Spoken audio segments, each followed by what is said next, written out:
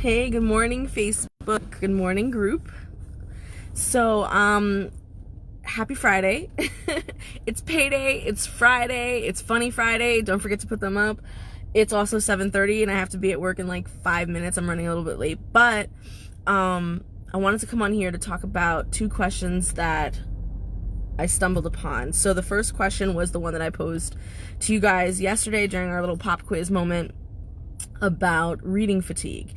And then the second question I actually saw in another group that I thought was a really, really good question for us because there's a lot of readers in this group, right? So the first question with regards to reading fatigue. To answer your question, or to at least give you my opinion on this, right? It shouldn't happen. Reading fatigue should not happen. If you know what you're doing, if you've done the proper prep work and the proper work before, during, and after reading, you really shouldn't have reading fatigue. And that I get a lot of slack from that, from readers who have been doing it for a really long time. Like, they hate when I say that. They're like, oh, I've been reading longer than you've been alive and I still get reading fatigue. Like, how dare you? Like, who's to say that you can't get reading fatigue? Like, what do you know, right? And my thing is this, like, y'all know me already. So my thing is this: your length of time does not indicate your expertise. Just like your titles don't indicate, me having to respect you. Just like your degree doesn't indicate that you're an expert in anything.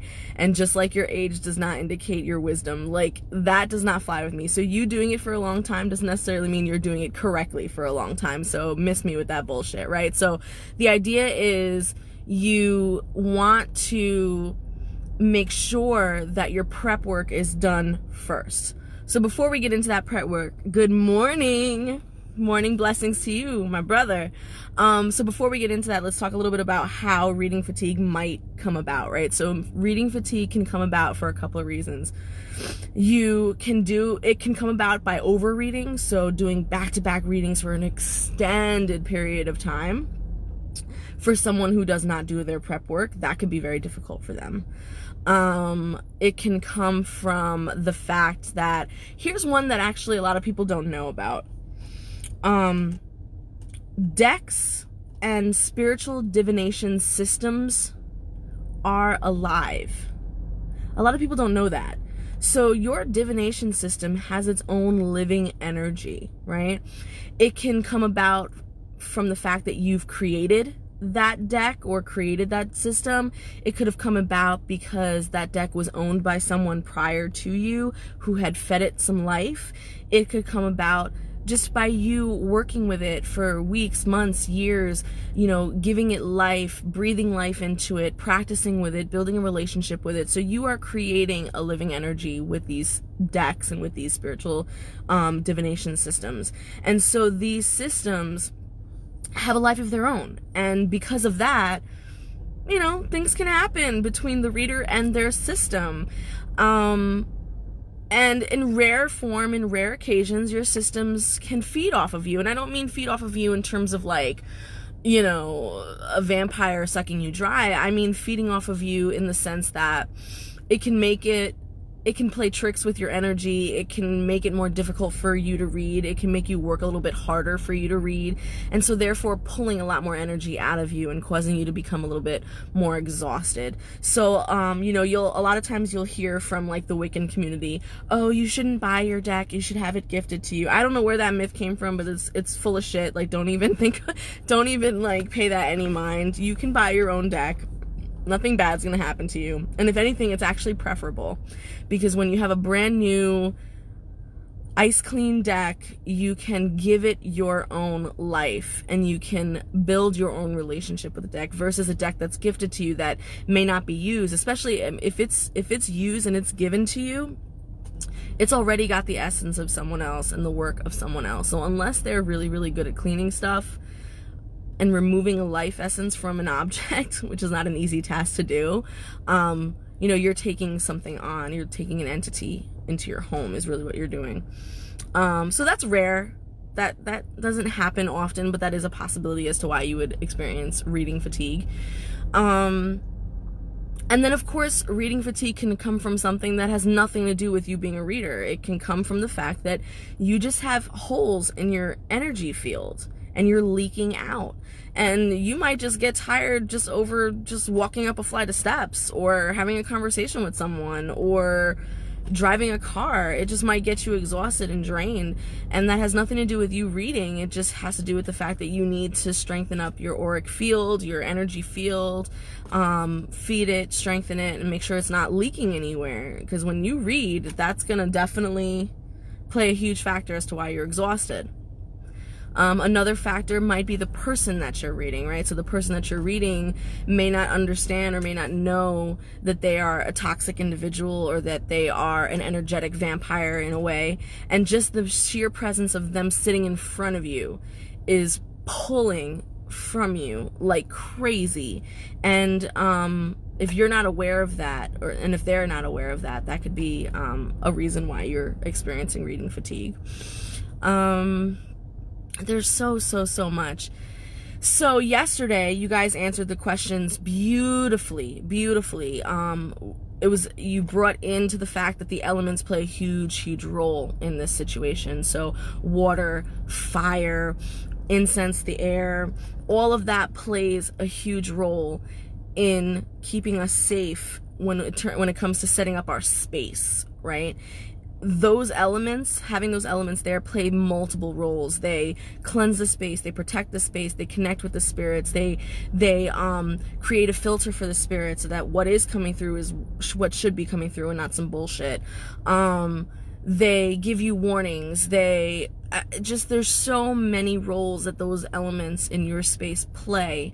So it's essential for you to have that in your space. The prep work to do before a reading is super important. Cleansing is not a joke. It needs to be done before and after a reading. But when we talk about cleansing before a reading, we're not talking about just the cleansing bath. I think the cleansing bath, is very important, but let's not forget what a cleansing bath does for the body is that it cleans it like a clean slate. It's like a newborn baby. That's what it does for the body. It cleans you out completely. It takes all the caca out, and makes you a pure and holy vessel. But then you have to do something to yourself to then refill your body and give your body the nutrients and the juice that it needs to do what it needs to do. So a lot of times people take two different baths. They'll take a cleansing bath and some kind of a nutrient blessing bath, like a sweet bath. Or they'll do a cleansing bath and then some kind of like an incense ritual where the incense will then feed their body and put their body back into where it needs to be. So it depends on what your thing is, right? But figure out that routine for you before a reading. And then after the reading is where the cleansing bath really takes a good effect. It could be a lot stronger. It could be however you want to do it, right? So there's tons of videos online you can see on how to make a cleansing bath. There's tons of websites that talk about it. That is no longer some sort of secret knowledge anymore. Like, that is very easily accessible. I teach an F ton of classes on it, so by all means find out that information. It's very good for you. And then you have the rituals that take place during the reading. So I hear a lot of people do not clean their systems, their divination systems, or clean their decks. I personally don't agree with that. I really think you should at least put your deck or your system in a bag with like some cleansing crystals, at least, if you're not doing a whole thing around it, because I feel, again, your divination systems are a living energy. You're breathing life into these systems. These systems have a mind of their own, and they can get spiritually sick just like you can. They can become contaminated just like you can, and they deserve a cleansing and a ritual to reinvigorate them and to re-enliven them just like you do. It's just like having a pet or an animal, or a child. You need to care for your items and for your spiritual tools, especially if your spiritual tool is alive, and especially if your spiritual tool does so much more than give just readings, right?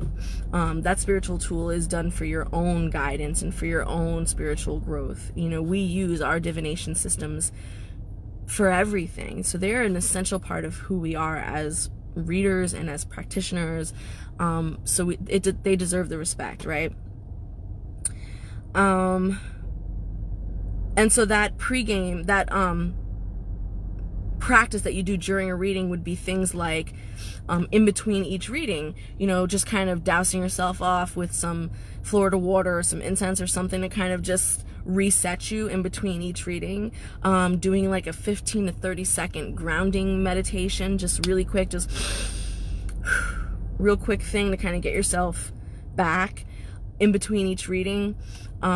Maybe like a tapping ritual, something where you tap your deck or you do something to your deck really quick, maybe slap them off with some fresh herbs or something in between each reading. Whatever it is that works for you, and whatever it is that kind of recenters and resets the whole situation over again, do that. And should only take about a minute or two. It shouldn't take very long. Like for me, I do a quick cleansing with some Florida water, I do a quick smoke of my pipe real quick, and I do a grounding meditation, all within 30 seconds and all at the same time, and all most likely while I'm still communicating with the next client who's sitting at the table or coming to the table to get ready for the reading.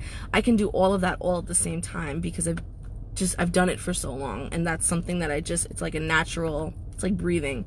You can get yourself in those rhythms, you know? That's pretty much it for that question that I posed yesterday, right? The question that I wanted actually to bring up today was something that I saw in another group, which was, and it was a question to the readers. So I'm going to pose this to you guys. You guys can let me know in the comments section. Do you guys read like just for fun, like for general stuff, you know, just like life questions of just like, you know, am I going to get my boyfriend back? Like what's going to happen, blah, blah, blah. Or do you guys read for spiritual like dilemmas, you know, real big, giant spiritual problems, right? It was a question that basically was asking, you know, are you like a side street, you know, fortune teller, or are you like a babalao who like does like the, you know, the whole thing? So like it was basically a question like that, and I thought it was a good question because I think a lot of people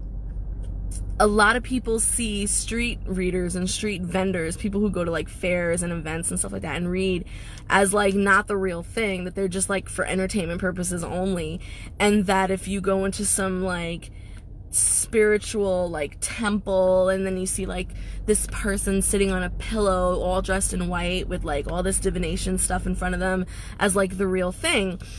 And you know, that misconception is there, you know.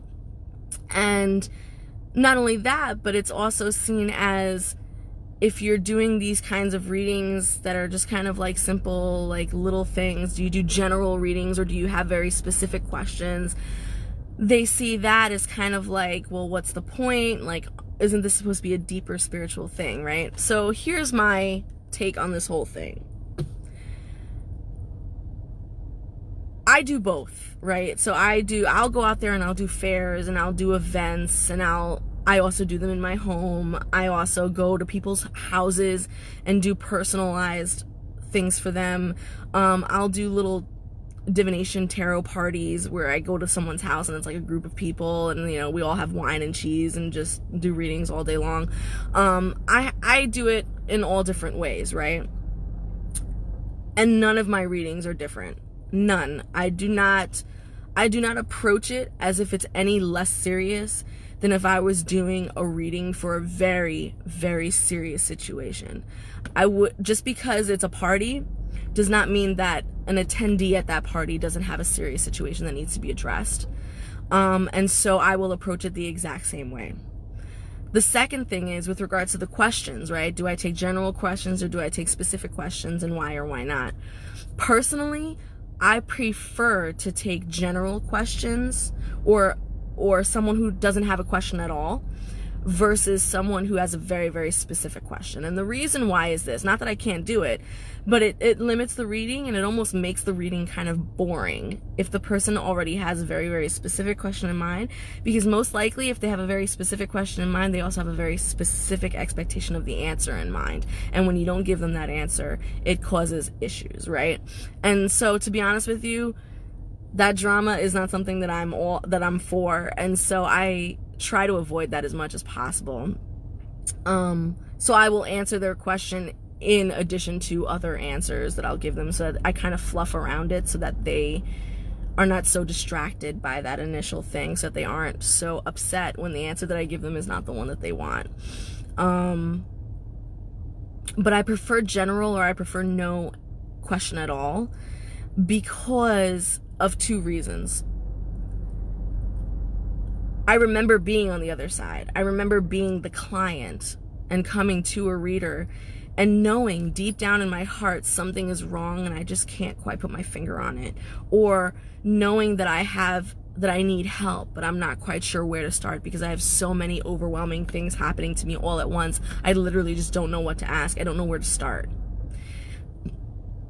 And so the whole purpose of a reader, of people like us, is to help a person sift through all of that. Because it's true, they'll come to us because 90% of the time we are the last resort. 90% of the time they don't know where else to go. They don't know who else to ask. They're not even sure what they're looking for. They don't even know what kind of help that they need. And they're just coming to you just like hands up, like, just read me, read whatever you get is what you get. And like, just hoping to hear something that can help them.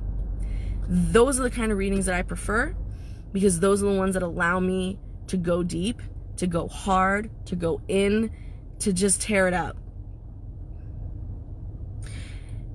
And some people feel like they should be life-changing questions. Like, yeah, so I hear you. You know, I get a lot of friends, a lot of readers who are like, you know, miss me with that. Is he gonna come back to me? Is she cheating on me? Like, miss me with that bullshit, those questions. Like, I don't want to hear them. Come to me with, you know, who am I? Why am I here? What am I supposed to be doing? What's the purpose of life? Who's God? Yeah, come to me with those big questions, you know? I get that. I feel you. But everyone is at different levels in their spiritual growth, right? And you'll learn this in Buddhism. You know, the Buddha has said straight out, look, I'm going to be coming back over and over and over again until everyone reaches that point of enlightenment. And what he was really saying is, it will never happen. We will always be stuck in this cycle because there will never be a point where all of us reach enlightenment at the same exact time. Everyone is at different points, right? And so someone coming to you talking about, hey, when is my boyfriend coming back? You know what? Maybe that's where they are. That's that shallow fucking question of, you know, will I get him back? And, you know, that like bullshit shallow thing right there is probably just where they are right now in their life. And so we as readers and we as spiritual practitioners, we need to meet people where they are to help them elevate out of those places. So in a situation like that, like when I get a reading like that, right, I don't focus on the question. I focus on the root of the question. Okay, why do you want him back? What is it about this person that you are addicted to? And then we get into that stuff to help them look past the person, to look past the desire to want to be with that person, and talk about who they are and what is it about the energy and the exchange of that relationship that they are addicted to, and how can they find that someplace else, that fulfillment someplace else. And that's our goal, is to really kind of like is to lift people from the places that they are, right? And that's fucking hard to do, bro. That is hard to do. And it also makes sense that people wouldn't want to take someone at a fair or at an event seriously, especially if they're coming at it from that perspective. You know what I mean? It's like you're sitting at a table with a fucking sign and, you know, some decorative chicken feet and a bunch of random shit around you, and now you're talking about like whether or not I should elevate out of my relationship. Like, are you serious? Yeah, bitch, I'm serious. I'm very serious, you know? And I think it's important for us to look at our situation and say, yeah, we can do this for fun and we can go to these events and we can have a good time, but we are still very serious people. We still take our craft very seriously. And the minute you come to this table, yeah, it's a whole row of readers, and yeah, we're in a big giant event outside in a fair, and there's a band playing in the background, and there's a lot of noise, and people are drinking and having a good old time. Yeah, but when you come to this table, you better shut that shit out, zone in, and take it seriously, because I'm about to drop it on you. That's how I roll. And if they are enlightened, they don't need us. Exactly, Yusef. That's the whole point. If they were already at that point of just glowing spiritually, they wouldn't be coming to us. And so the fact that they are coming to us, that just goes to tell you that they do need help. And whether they have a specific question, great. I'm glad that you can self-reflect and you know yourself so well that you can have a specific question in mind that you can address and say, okay, this is what I need to do to spiritually grow. How can I go about doing this? Blah, blah, blah. Beautiful. I would love to get someone who knows themselves so well that they can have a spiritual question ready. But 99% of people don't. And so they stick with the surface level questions because they don't know what else to ask. Some people have never been to a reader before in their life, and maybe you're their first time. You're popping their divination cherry. And so in a situation like that, maybe you have to approach it a little bit more delicately, or maybe you have to come roundabout and talk about something else. Like, you never know. This conversation went completely left. I am so late for work, y'all. This was a lot of fun. I love it. But anyway, if you have more questions, if you have more ideas, if you have more, anything, if you want to add to anything that I said in this video, please do so in the comments. I might do a part 2 to this at the end of the day today after work, just because you already kind of sparked a whole bunch of stuff in my head that I wasn't even going to talk about, and now I want to talk about it. I don't know, but we'll see. I hope you guys have a wonderful, wonderful Friday. I love you.